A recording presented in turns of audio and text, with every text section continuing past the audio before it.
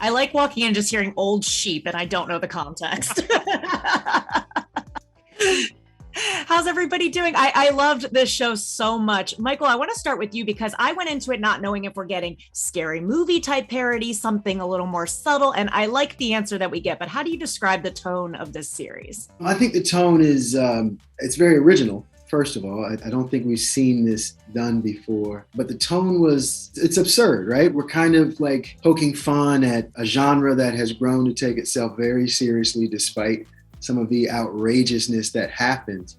And we just take it one step further and make it even more outrageous. I like every episode. I was like, ooh, I should pour myself a glass of wine, actually. If I had to make a comparison, because I know like us fans, we like to do that. Kristen, it kind of reminded me a little bit of Scene of the Crime with actress Sarah Marshall.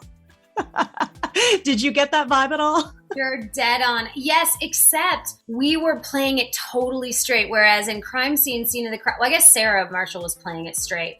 But yeah, that is very accurate. I did not consider that comparison, but I think you're dead on. I love that. What is the trick, by the way, of doing this where it is kind of subtle satire? Because I assume it kind of goes against like your acting tricks and rules. So what are the tricks, Tom, that you use in the show to kind of play it subtly? I guess calling it a trick's interesting because I think probably by the time halfway through, it did become a bit of a trick, being able to access the part of you that wasn't embarrassed that what you were doing was fundamentally bad.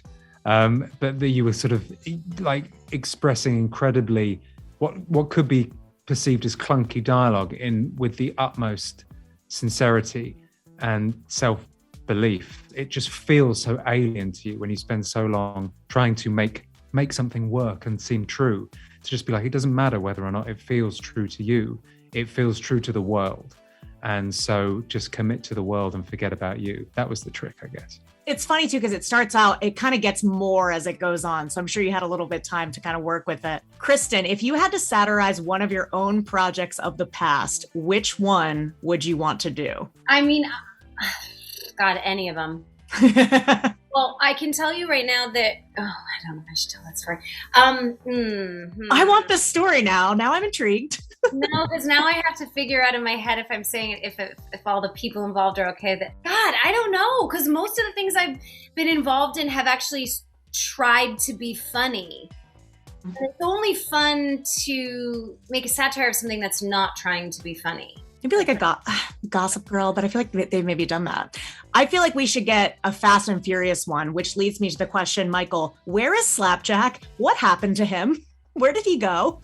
Is he coming back ever? Man, I hope so. He's probably a little bit older now, and hopefully he uses his government name at this point. I don't know. I haven't gotten that call. They've made a lot of them without me. I blame Ludacris for this. I think it's his fault I haven't come back. Well, we'd all like to see you back for sure. Thank you. And finally, do we think we could get multiple seasons of the show? And is there a season 2 in mind that anyone here knows about? Not yet, but I would definitely be involved. I think there's such an easy way to either have murders follow my character Anna around, or like what Michael was saying, we all come back, but we're different characters. I like that too.